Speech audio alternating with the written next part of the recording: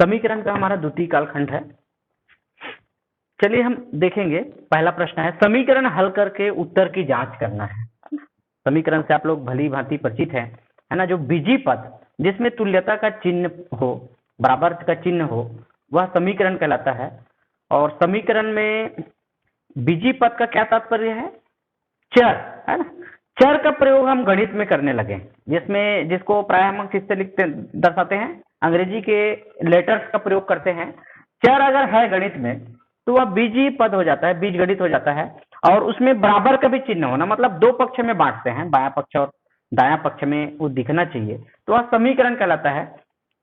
और आदरणीय चंद्रवंशी सर जी को सादर नमस्कार। मैं क्लास को आगे बढ़ाता हूं। चलिए हम आगे बढ़ते हैं। तो यहाँ पर समीकरण को हल करना है और उत्तर की जांच करना है। मतलब इसका क्या तात्पर्य है? मैं पुनः बता दूं, समीकरण हल का मतलब होता है कोई जो अज्ञात राशि रहती है, चर रहती है, उसका मान निकालना, है ना। समीकरण हल कीजिए, या साफ तौर पे कई बार लिख दिया रहता है एक्स का मान निकालिए, वाई का मान निकालिए, जेड का मान निकालिए, इस प्रकार से। तो मान निकालने के बाद दो पक्ष जो रहता है समीकरण का, उसमें जहां जो चर है, जैसे एक्स है, ये देखिए एक्स का मान निकालने के बाद हम एक्स का मान यहाँ रख देंगे। फिर हम देखते हैं कि क्या दोनों पक्ष बराबर है। जैसे इधर का 12 है, राइट हैंड साइड को हल कर दिया गया है, अंकिक मान जो है वो 12 आया है, तो क्या लेफ्ट हैंड साइड भी एक्स का मान रखने पर वो 12 आएगा? है ना, निश्चित रूप से आएगा। समीकरण है मतलब वो आएगा, है ना। समीकरण में दोनों पक्ष जो है वो बराबर होते हैं, तो इसको हम उत्तर की जांच करते हैं। तो चलिए पहला प्रश्न है, समीकरण पहले हल करते हैं। देखिए पहला नंबर, पहला है 3। यहां पर ना मल्टीप्लीकेशन है, इंटू है, गुना है 2 धन x बराबर 12। 3 गुना 2 धन x बराबर 12 ये लिखा हुआ है ना। 3 into 2 plus x equal to 12। ठीक है, तो यहां पर समीकरण जब हम हल करते हैं, ध्यान देंगे आप लोग, जब समीकरण हल किया जाता है तो दोनों पक्ष को साथ लेकर चलते हैं, एक साथ। ठीक है, और सिद्ध कीजिए या दर्शाइए बोलते हैं तो आप एक एक पक्ष चेक कर सकते हैं। ठीक है, तो समीकरण जब हल कीजिए लिखा है तो क्या करेंगे हम? एक साथ दोनों पक्षों को लेकर चलते हैं और चर का मान निकालते हैं। चर का मान निकालना, चर है यहाँ पर एक्स, एक्स का मान निकालना है। एक्स जो है बाएं साइड में है, तो हम ये सोचते हैं चर के साइड में जो भी संख्याएं लिखी रहती है उसको हम कैंसल करते हैं बारी बारी से। अगर वो गुणा में है तो भाग कर देते हैं उसी संख्या से, अगर वहां जोड़ा गया है उसके साथ तो उसको उसी में हम घटा देते हैं। लेकिन ये प्रक्रिया दोनों साइड करना पड़ता है, दोनों पक्ष में करना पड़ता है। जैसे देखिए यहाँ पर सबसे पहले हम क्या करेंगे, है ना। देखिए पक्षांतर का नियम तो ये कहता है ना, 3 को गुणा है, पक्षांतर कर दो तो भाग हो जाएगा। लेकिन हम अवधारणा में चलते हैं, क्योंकि 6th क्लास से संबंधित हम स्टार्टिंग कर रहे हैं, तो उसी में हम चलते हैं। तो क्या करेंगे, सबसे पहले 3 को कैंसल करना है। 3 और ये जो ब्रैकेट जब भी लगा रहता है, ब्रैकेट के बाहर कोई संख्या लिखी है तो यहाँ पर गुणा का संक्रिया है, गुणा का चिन्ह है। ठीक है, तो 3 गुना 2 धन एक्स लिखा हुआ है, तो पहले गुणा में जो है एक्स के साथ जो 3 जो है गुणा में है, तो हम 3 को कैंसल करने के लिए क्या करें?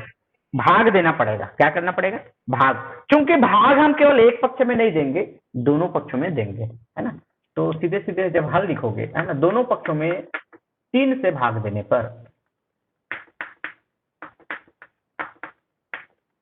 दोनों पक्षों में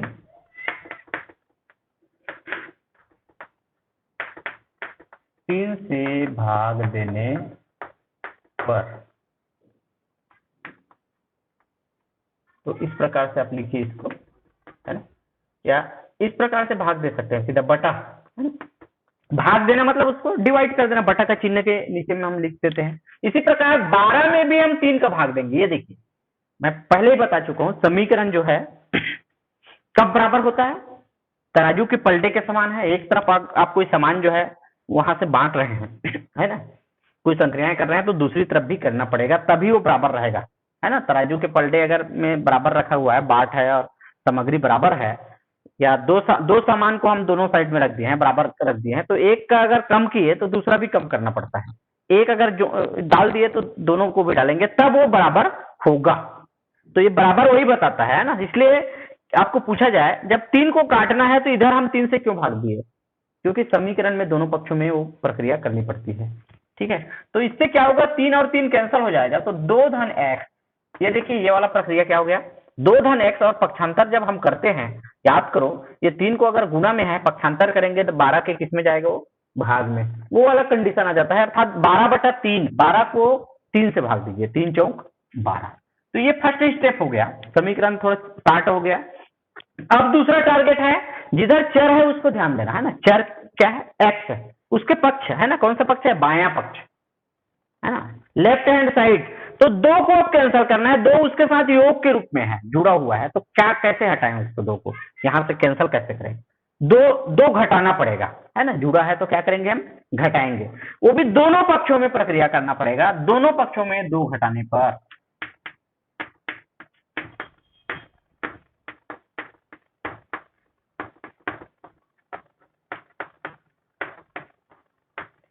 ठीक है। तो जब दोनों पक्षों में हम 2 घटाते हैं, ये देखिए इस प्रकार, 2 धन एक्स पहले से लिखा है, घटाना मतलब ऋण के साथ लिखते हैं, ऋण 2, इसी प्रकार 4 में भी हम 2 घटाए, क्योंकि इसको घटाते इसलिए है कि ये कैंसिल करना है, 2 और 2 कैंसिल हो जाए करके हम घटा रहे हैं, तो इसको आप ज्यादा नहीं सोचेंगे यहाँ पर जोड़े की घटाएं, ये कैंसिल हो ही जाता है, ठीक है। यहाँ पर क्या बचा, एक्स। अब यहाँ देखिए 4 और ऋण 2 अलग अलग चिन्ह है, एक धनात्मक है 4, 2 ऋणात्मक है, अलग अलग चिन्ह है, क्या करेंगे, घटाएंगे, 4 में 2 घटेगा तो कितना आएगा, 2 आएगा, एक्स का मान कितना आ गया, 2 है ना, एक्स का जो मान प्राप्त हुआ है वो आया है 2 आया है। तो क्या एक्स का मान सही है, तो हम देखिए एक साइड में रखेंगे, राइट हैंड साइड में तो सीधा अंकिक मान दे दिया है, तो राइट हैंड साइड आना चाहिए। चलिए हम देखते हैं, उत्तर की जांच करते हैं, है ना, उत्तर की जांच, ठीक है, उत्तर की जांच करते हैं, है ना, एक्स बराबर कितना रखते हैं, 2 रखने पर, ठीक है, कहां पर रखेंगे, लेफ्ट हैंड साइड में, है ना, लेफ्ट हैंड साइड को लिख ले, क्यों लेफ्ट हैंड साइड में रखेंगे, क्योंकि लेफ्ट हैंड साइड में एक्स है ना, लेफ्ट हैंड साइड में, बाएं साइड में एक्स है, समीकरण देखो ये है मूल समीकरण, तो एक्स के मान कहां रखेंगे, दाएं में थोड़ी रख देंगे ना, जहां एक्स है वहां रखेंगे, है ना, तो लेफ्ट हैंड साइड को एक बार लिख लीजिए, 3 गुना, गुना है ना यहाँ पर, 2 धन एक्स, चलिए ठीक है। अब मान रखिए, मान रखने का मतलब होता है जहां एक्स है वहां कितना रखेंगे हम, 2, क्योंकि ये 2 मान जो है हम समीकरण जब हल किए तब प्राप्त हुआ है, तो 3 गुना 2 धन एक्स की जगह 2 हो जाएगा, क्योंकि बार्डमास नियम आप 7th में पढ़े हो, है ना, उसमें क्या नियम है, पहले हम ब्रैकेट को हल करते हैं, फिर जो भी है भाग गुना जोड़ घटाओ, है ना, तो कोष्टक का पहले होगा 2 और 2 क्या होगा 4, तो 3 गुना 4, ये देखिए यहाँ पर गुना है, मैं पहले से बता रहा हूँ, कोष्टक लगा है, उसके बाद कोई राशि लिखी हुई है तो गुना होता है, तो 3 चौक क्या हो गया 12, और यही कौन सा साइड है, बराबर करके यहीं पर लिख देना राइट हैंड साइड, जितना लेफ्ट हैंड साइड को लाए हैं 12, उतना ही कौन सा साइड है, राइट हैंड साइड, अतः है ना, लेफ्ट हैंड साइड बराबर राइट हैंड साइड, इस प्रकार से भी लिख सकते हो इंग्लिश में, या ऐसा नहीं लिखेंगे तो इधर बायां पक्ष लिख देना और इधर बराबर दायां पक्ष, है ना, तो वही होता है इसका मतलब, लेफ्ट हैंड साइड बराबर राइट हैंड साइड, और जब दोनों बराबर है तो उत्तर क्या है, सही है, और लिखने की जरूरत भी नहीं पड़ेगा यहाँ पर, है ना, बता सकते हैं उत्तर सही है ना, दोनों बराबर है तो ये क्या बता रहा है, उत्तर सही है बता रहा है? तो ये इस प्रकार से उत्तर की जांच करना है, ठीक है। चलिए आगे बढ़ते हैं, अगला प्रश्न देखते हैं, अगला है 7 ऋण 4y बराबर 3, इसी प्रकार अगला समीकरण है, समीकरण को हल करने के साथ साथ उसके उत्तर की जांच करना है, चलिए देखते हैं,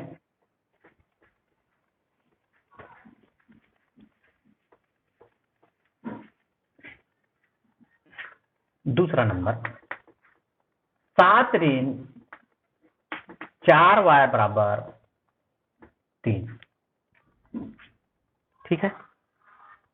तो ये देखिए एक समीकरण है, समीकरण में बायां पक्ष है ना, दायां पक्ष रहता है, बराबर के चिन्ह से दोनों साइड हम डिवाइड कर देते हैं, है ना, एक तरफ आंशिक मान जो है 3 है, और चर जो है यहाँ पर y है, y हम चर के रूप में प्रयोग कर रहे हैं, अर्थात चर जब प्रयोग करते हैं तो ये बीजी पद हो जाता है ना, बीज गणित हो जाता है। तो चलिए हम शुरुआत करते हैं, पहले तो समीकरण हल करते हैं, समीकरण जब भी हल किया जाता है दोनों पक्षों को एक साथ लेकर हम हल करते हैं। देखिए हल, पहला स्टेप क्या करेंगे बताइए, तो क्या कर सकते हैं यहाँ पर, देखिए हम जो भी संक्रियाएं करते हैं पहले दूर से करते जाइए, 4 जो है y के साथ गुना है, तो 4 तो एक एक हम कैंसिल नहीं कर पाएंगे, इसको पहले करेंगे 7 को। मतलब जिधर चर है उधर की पूरी राशि जो है ना, अचर जो जितने भी राशि है जो भी है वो कैंसिल करते जाते हैं, हटाते जाते हैं। क्योंकि हटाने के लिए एक साइड में जो प्रक्रिया करते हैं वही दूसरे पक्ष में करना पड़ता है। 7 को हटाना है।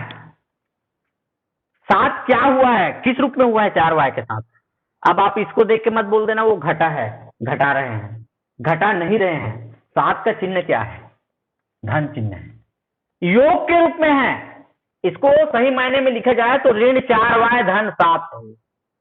ठीक है, तो 7 को कैंसिल करना है तो क्या करें, दोनों पक्षों में 7 घटाएंगे। क्यों, क्योंकि वह योग के रूप में है तो घटाना पड़ेगा, अंतर करना पड़ेगा, गुणा भाग में नहीं है। ठीक है, तो सबसे पहला स्टेप है दोनों पक्षों में 7 घटाने पर। क्यों घटा रहे हैं, 7 को कैंसिल करना है। दोनों पक्षों में 7 घटाने पर 7 घटा देते हैं। देखिए 7 ऋण 4y, ये धन 7 है तो घटा रहे हैं तो क्या हो जाएगा ऋण 7। और ये प्रक्रिया दोनों पक्षों में होती है, जो हम लेफ्ट में करेंगे वही राइट में करेंगे। राइट में भी हम 7 घटा दिए, क्योंकि जिधर चर है उधर इसलिए हम संक्रिया करते हैं कि वो कैंसिल हो जाए, भाग इसलिए देते हैं कि वो कट जाए, गुणा इसलिए करते हैं कि वो कैंसिल हो जाए। इसी प्रकार हम जोड़ने या घटाने का काम क्यों करते हैं, क्योंकि वो कैंसिल हो जाए। ये 7 और 7 कैंसिल हो गया, एक धनात्मक और एक ऋणात्मक चिन्ह है अलग अलग, और उसका जो मान है वो इक्वल है तो कैंसिल हो जाएगा, है ना, विपरीत हो गया। उसी को विपरीत कहते हैं। विपरीत मतलब किसी संख्या को विपरीत पूछा जाए तो क्या होगा, विपरीत दिशा, अर्थात एक ऋणात्मक है तो एक क्या होगा धनात्मक होगा। तो ये हो जाएगा ऋण 4y बराबर, यहाँ भी देखिए 3 और 7 का अलग अलग चिन्ह है, और जब अलग अलग चिन्ह होता है तो घटता है, घटाने के बाद जो संख्या बड़ी है उसका चिन्ह लिख देते हैं। 7 और 3 में देखते हैं 7 बड़ी है, 7 में 3 घटा दिए 4 आया, फिर ऋणात्मक है तो ये ऋण चिन्ह आएगा। 7 बड़ी है ना तो उसका चिन्ह लिख दो ऋण। दोनों पक्षों में चूंकि बोथ साइड अगर निगेटिव है, दोनों साइड अगर ऋणात्मक होता है तो वो धनात्मक वैल्यू होता है उसका। ठीक है, तो इसको हम लिख सकते हैं 4y बराबर 4, एक बार लिख सकते हैं। ठीक है, अब क्या करना पड़ेगा, पक्षांतर करोगे तो क्या होगा, 4 गुणा में है, दूसरे साइड में जाएगा तो भाग में होगा, 4 4 कट जाएगा तो 1 आएगा। लेकिन ये पक्षांतर ना करके हम इसी अवधारणा में चलते हैं। ये 4 को कैंसिल करना है तो क्या करें, गुणा करें, भाग करें, जोड़े, घटाएं। कोई तो बताओ एक आध स्टूडेंट क्या करे, 4 को हटाने के लिए क्या करें। चाहे 4 जो है y के साथ है, y का मान निकालना है, वही समीकरण हल करना कहलाता है। y चर है तो क्या करना पड़ेगा, यहाँ पर 4 से भाग देना पड़ेगा, क्योंकि 4 से गुना में है, 4 गुना y लिखा है चल में, है ना। तो दोनों पक्षों में 4 का भाग देने पर, दोनों पक्षों में 4 से भाग देने पर, तो जब भाग देते हैं तो डिवाइड में लिखा जाता है बटा करके, तो दोनों पक्षों में वो प्रक्रिया होती है। ठीक है, 4 से 4 कैंसिल हो गया तो y का मान 4 एकम 4, y का मान कितना प्राप्त हुआ, 1 प्राप्त हुआ, है ना। जो y का मान है वो प्राप्त हुआ 1। ठीक है, चलिए अब हम सिद्ध करते हैं, मतलब वही उत्तर की जांच करते हैं कि वास्तव में y का मान 1 रखने पर क्या दोनों पक्ष बराबर आ जाता है? तो देखिए किस प्रकार से चेक करेंगे। सबसे पहले समीकरण हल करोगे, समीकरण हल कीजिए, देखते हैं, कहते हैं तो हम कोई चर रहता है समीकरण में उसका मान निकालते हैं। जैसे y चर है तो y का मान कितना आया 1, तो यहां तक समीकरण हल हो गया। ठीक है, समीकरण क्या हो गया, हल हो गया। अब हम क्या करेंगे, उत्तर की जांच करते हैं। उत्तर की जांच, तो उत्तर की जांच करने के लिए हम ये देख क्या कैसे जांच किया जाता है, उत्तर के जांच करने के क्या तरीका है। जांच करना बहुत आसान है, जहां पर चर है उसके मान को रख दो। कौन से साइड में चर है, बाया में कि दाया में, बाया में। तो चर का जब मान रखते हैं तो वो हल करने पर किसके बराबर आ जाना चाहिए, वो दाया साइड।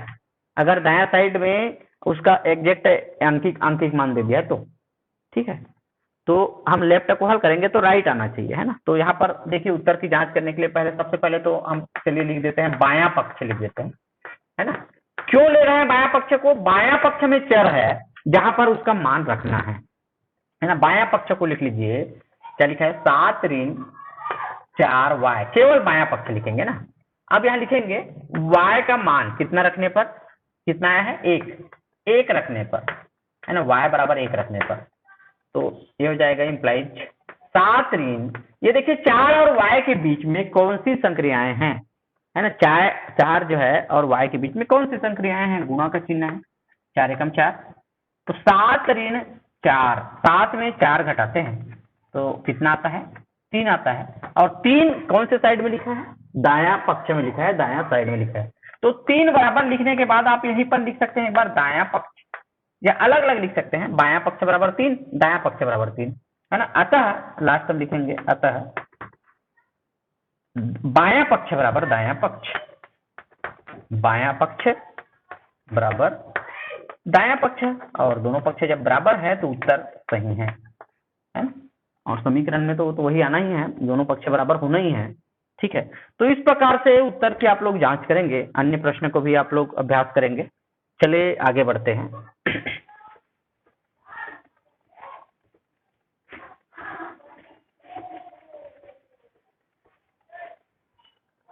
अगला है, किसी संख्या का 2 गुना 10 है, संख्या क्या होगी, है ना। ये सब पूरे समीकरण बनता है इससे।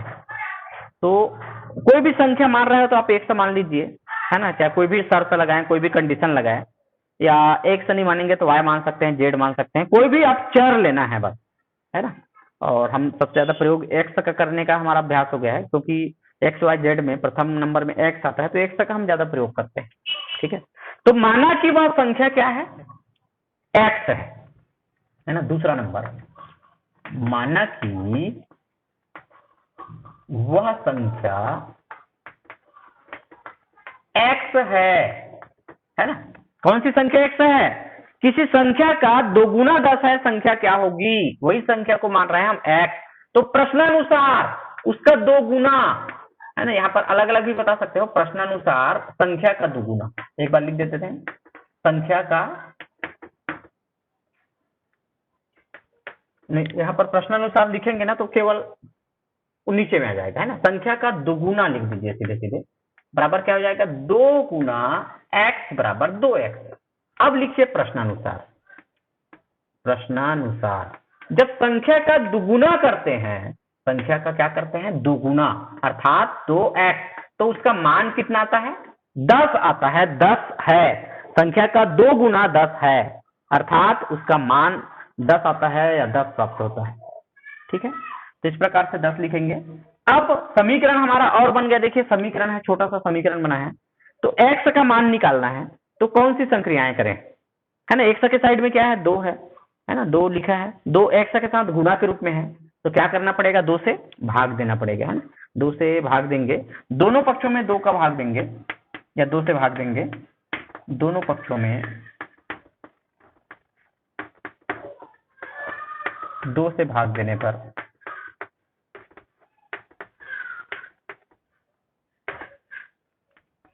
क्यों भाग दे रहे हैं? क्योंकि इस 2 को कैंसिल करना है, x का मान निकालना है, तो उसके साइड में जो भी लिखा रहता है कैंसिल करते हैं, तो 2x बटा 2 बराबर 10 बटा 2, है ना। दोनों पक्षों में करना पड़ता है ताकि समीकरण का मान ना बदले। ये देखिए 2 से 2 कैंसिल हो जाएगा, और इधर 2 से 10 को भाग देंगे तो कितने बार जाएगा? 5 बार। तो वह संख्या क्या है ना, लास्ट में लिख देंगे, संख्या क्या है? 10 है ना। वह संख्या सॉरी 10 नहीं है, x का मान क्या है? 5, है ना। तो वह संख्या 5 है, वो तो ऐसी समझ में आ जाता है। संख्या का 2 गुना कितना है? 10 है, तो संख्या क्या होगा? 5 होगा, है ना। तो इस प्रकार से आप इसको बनाएंगे, एक छोटा सा समीकरण है, ठीक है। और बाकी जो विद्यार्थी नहीं जुड़ रहे हैं, आपके जो संपर्क में हैं, उनको जरूर आप लोग बोलें, है ना, अधिक से अधिक ज्वाइन करें। 1-2 दिन जो है ब्रेक हो गया था। तो चलिए हम आगे बढ़ते हैं, अगला प्रश्न देखेंगे।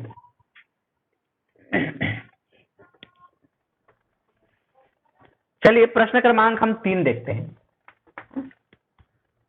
किसी संख्या के दुगुने में 35 जोड़ा जाए तब 85 प्राप्त होता है, वह संख्या क्या होगी, है ना। तो ऐसे संख्या को हम पूरे क्या मान लेते हैं? कोई चर मान लेते हैं, x मान लेते हैं, है ना। तो माना कि वह संख्या या संख्या x है, ये पहले लिखेंगे। उसके बाद देखिए क्या करना है, 2 गुना है कि 3 गुना है कि क्या है, क्या क्या है ना, दुगुने में 35 जोड़ा जाए तो दुगुने तो जरूर लिख दीजिए, संख्या का दुगुना, संख्या का दुगुना बराबर 2 गुना x बराबर 2x, ये संख्या का दुगुना हो गया। अब प्रश्नानुसार लिख दीजिए, है ना, प्रश्नानुसार क्या करना है, संख्या के दुगुने में 35 जोड़ना है, सीधे सीधे बताया गया है। संख्या है x है, उसका दुगुना 2x है, तो 2x में 35 जोड़ना है। कितना जोड़ने पर, 35 जोड़ने पर कितना प्राप्त होता है, 85 आता है या 85 प्राप्त होता है। तो बराबर है ना, जो आता है मिलता है या है उसका मान ऐसा बोलते हैं, तो उसको बराबर के बाद लिखिए, ठीक है। और बाकी विद्यार्थियों को मैं पुनः बताना चाहूंगा, है ना, आप लोग सूचित करें, क्लास जो है कंटिन्यू हमारा जारी रहेगा, कुछ कुछ कभी कभी बाधित हो जाता है, तो आप बच्चों को जरूर सूचित करें, ठीक है। और आप लोगों के आधार पे भी हम आगे पढ़ाएंगे, है ना, कुछ कुछ दिन और 6 तक हम कवर करते हैं, उसके बाद जो भी आप लोग चॉइस करेंगे, है ना, 7th वाले 8th वाले, या ऐसे करते हैं कि एक क्लास में दोनों का हम कुछ कुछ मैथ से पढ़ा देंगे, है ना, आधा आधा करके।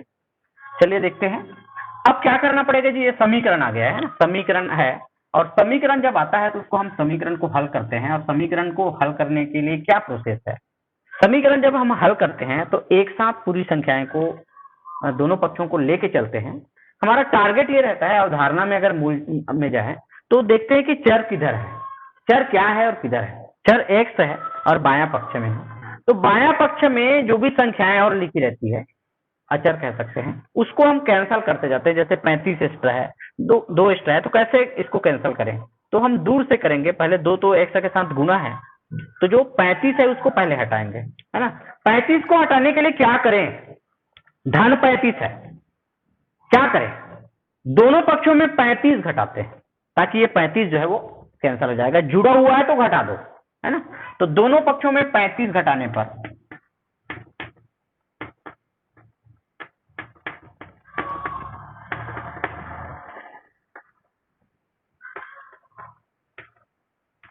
दोनों पक्षों से हम 35 घटा देते हैं। तो घटाना मतलब ऋण चिन्ह का प्रयोग करते हैं, ऋण 35, है ना। इसी प्रकार अपने जो पक्ष वाला है उसको पहले लिख लीजिए, 85 में भी हम 35 घटाते हैं, ठीक है। इधर इसलिए घटाते हैं कि कैंसल कर रहे हैं, तो यहाँ ज्यादा नहीं सोचना है, 35 और 35 कैंसल हो जाएगा। बराबर 85 और 35 को देखो कि जोड़ना है कि घटाना है, अलग अलग चिन्ह है, एक धनात्मक एक ऋणात्मक है, घटता है ना। 85 में हम 35 घटाते हैं तो कितना आता है, 50 आता है, और 85 बड़ी है, धनात्मक चिन्ह है, तो ये भी धनात्मक है। अब देखिए अगला संक्रिया क्या करना है, x के साथ क्या है ना, 2 है, उस 2 को किस रूप में है, गुणा के रूप में है, तो 2 को कैसे हटाएं, तो दोनों पक्षों में हम 2 का क्या करेंगे, भाग करेंगे, है ना। यहाँ लिखेंगे दोनों पक्षों में 2 का भाग करने पर, है ना। आप दूसरे शब्दों में इसको क्या लिख सकते हैं, पक्षांतर करने पर।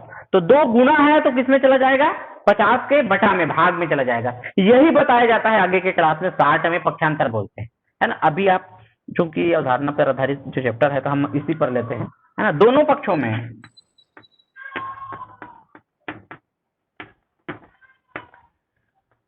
2 का भाग देने पर,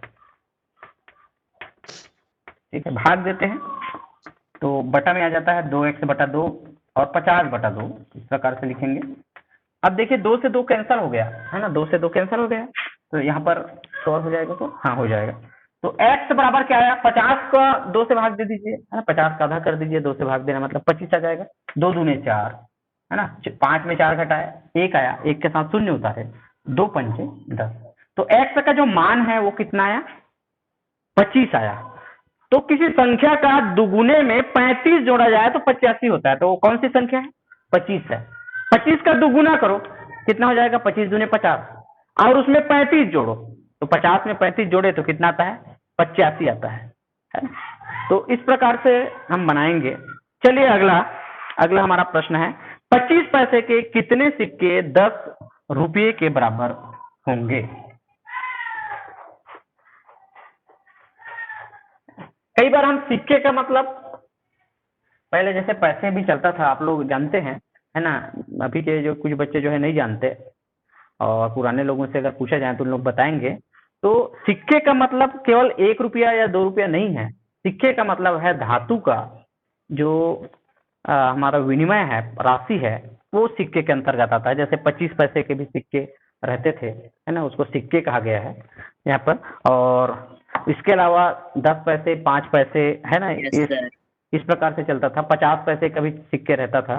ठीक है, तो यहाँ पर लिखा गया है 25 पैसे के कितने सिक्के 10 रुपये के बराबर होंगे। क्या 25 पैसे और 1 रुपये में क्या संबंध है, कोई बता सकते हैं? 1 रुपये जो है वो 100 पैसा होता है। और अब समझ जाइए 100 पैसा और 25 पैसे में कितने का डिफर हो गया। 25 पैसे का 4 गुना 1 रुपया है, या 1 रुपये का 4 भाग मतलब 1/4 क्या है, 25 पैसे है ना। तो इसको पहले कंफर्म करेंगे। तो माना कि यहाँ पर क्या पूछा गया पता है, कितने सिक्के रहेगा, कुल मिला के कितने सिक्के मिलाएंगे 25 पैसे के कि वो 10 रुपया बन जाएंगे, ये कहा गया है। तो माना कि 25 पैसे के x सिक्के हैं, है ये मान लीजिए। मान लो सिक्कों की संख्या x है, इस प्रकार से भी लिख सकते हैं। हल चौथा नंबर, माना कि सिक्कों की संख्या है, कौन सी सिक्कों की संख्या जी, 25 पैसे के क्या है, x है ना। x है तो 10 है, 20 है, 30 है, 40 है, 50 है, जो हल करने पर उसका मान आएगा। तो इसके पहले आप हल करने के आगे पहले ये बता दीजिए 25 पैसे का वैल्यू क्या होता है ना।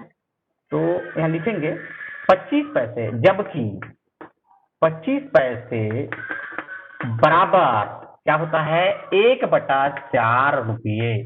क्योंकि हमको रुपये में बदल के हल करना है, एक जैसा होना चाहिए, है ना। एक ठन रुपया में है तो दूसरा भी रुपये में रहेगा, इकाई बराबर करना पड़ेगा। तो ऐसा क्यों लिखे हैं 25 पैसे बराबर 1/4 रुपये, ये कहाँ से आया, ये देखिए कहाँ से आया। इसको जब हम रुपये में बदलते हैं तो चलिए एक स्टेप मैं और बढ़ाता हूँ, आप लोग समझने की कोशिश करना। 25 पैसे को हम रुपये में बदल रहे हैं तो 25/100 से भाग देना पड़ता है ना। पैसे में दिया गया है, रुपये में बदलना है तो 100 से भाग देते हैं, तो 25/100 रुपये। और 25/100 मतलब 25 एकम 25 और 25 चौक 100 रुपये, अर्थात 1/4 रुपये होता है 25 पैसा, है ना। तो 1 रुपये में है तो दूसरा को भी पहले रुपये में बदल लीजिए। उसके बाद देख लीजिए कितने सिक्के चाहिए, x सिक्का। तो प्रश्नानुसार ये देखिए, प्रश्नानुसार 25 पैसे को दर्शा दिए 1/4 से, कितने से दर्शा दिए, 1/4 से। ये कुल कितने सिक्के हैं मतलब गुना कर दो, 25 पैसे 1/4 हो गया, कुल सिक्कों की संख्या x है, तो ये बन जाता है कितना रुपया, 10 रुपया।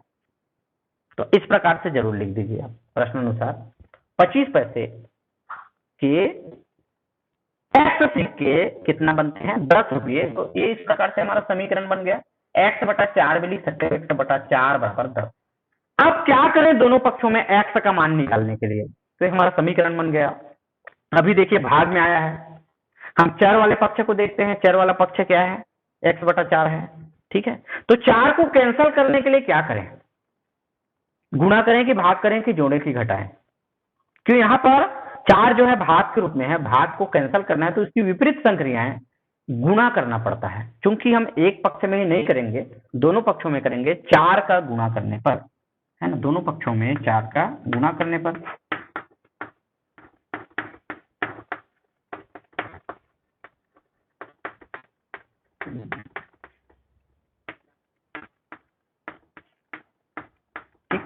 तो 4 का जब गुणा करेंगे तो 1/4 गुणा 4 बराबर 10 गुणा 4। तो 4 से 4 जो है वो कैंसिल हो जाएगा, कैंसिल करने के लिए हम गुणा कर रहे हैं। और तो यहाँ x बचेगा, तो x का मान आ जाएगा 10 चौक 40, 10 चौक 40। तो सिक्कों की संख्या कितनी हो जाएगी, 40। अर्थात हम कह सकते हैं 25 पैसे के 40 सिक्के 10 रुपये के बराबर होंगे। यहाँ लिख देना लास्ट में 25 पैसे के 40 सिक्के 10 रुपये के बराबर होंगे।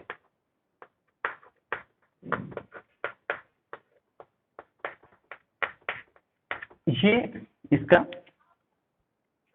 उत्तर रहेगा, है ना।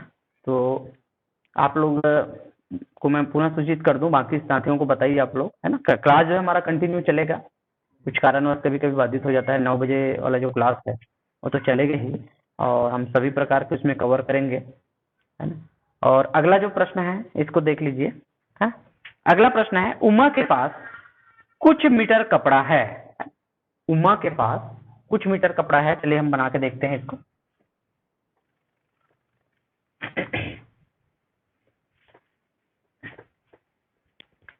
ठीक है, अब ये कितने मीटर कपड़ा है ये पता नहीं है। उसमें से 2-2 मीटर कपड़े के 4 पर्दे बना देती है।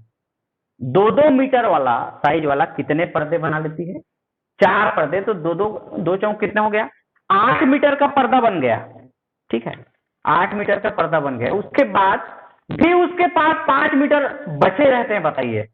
अर्थात ये कहो 8 को घटा देंगे, 8 को उपयोग कर लिए पर्दे को, है ना, कपड़े को निकाल के उपयोग कर लिए, तब भी कितना मीटर बचा है? 5 मीटर बचा है। तो बताइए प्रारंभ में उसके पास कुल कितने मीटर कपड़े थे? तो माना कि उमा के पास कितने मीटर कपड़े थे? x मीटर कपड़े थे, है ना। समीकरण का स्वरूप बन जाएगा। तो यहां लिखेंगे, माना कि उमा के पास x मीटर कपड़े थे। ठीक है, ये हो गया। अब यहां लिख दीजिए 2-2 मीटर के 4 पर्दे बनाती है उमा, है ना। उसमें से 2-2 मीटर के 4 पर्दे बनाती है। अर्थात पर्दे बनाने में प्रयुक्त कपड़े, पर्दे बनाने में प्रयोग किए जाने वाले कपड़े या प्रयुक्त कपड़े कितना हो जाएगा? 2-2 मीटर के कितने बना रहे हैं पर्दे? 4 बराबर 2 को 4 बार जोड़ो या 2 गुना 4 करो, बराबर 8 मीटर।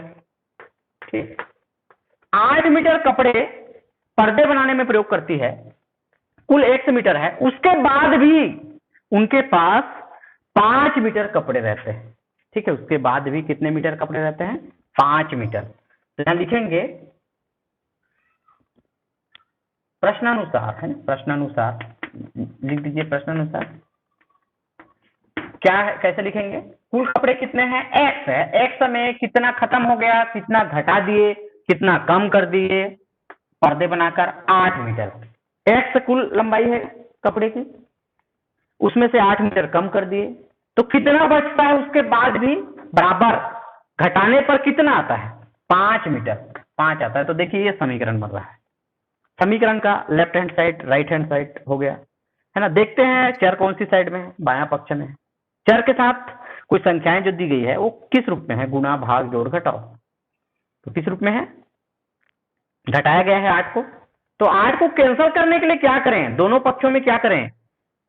8 जोड़ेंगे, है ना, दोनों पक्षों में।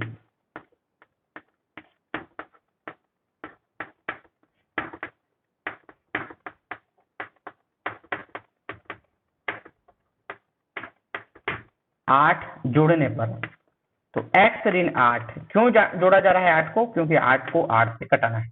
क्योंकि ये दोनों पक्षों में जोड़ने का काम हो गया। समीकरण में जो भी संक्रियाएं करते हैं दोनों पक्षों में करते हैं। 8 से 8 कैंसिल हो गया और सीधे सीधे भी पता चल जाता है। और 8 और 5 दोनों जोड़ेंगे तो कितना जाएगा? 13, है ना। तो उमा के पास कुल कितने कपड़े थे? उमा के पास 13 मीटर कपड़े थे। अब बताइए, तो यही से पता चल जाता है। 5 बचा, 8 खत्म हो गया, तो कितना हो गया? 8 और 5 13, है ना। लेकिन समीकरण का में इस प्रकार से हम बनाएंगे। चलिए, आप सभी लोगों का बहुत बहुत धन्यवाद। और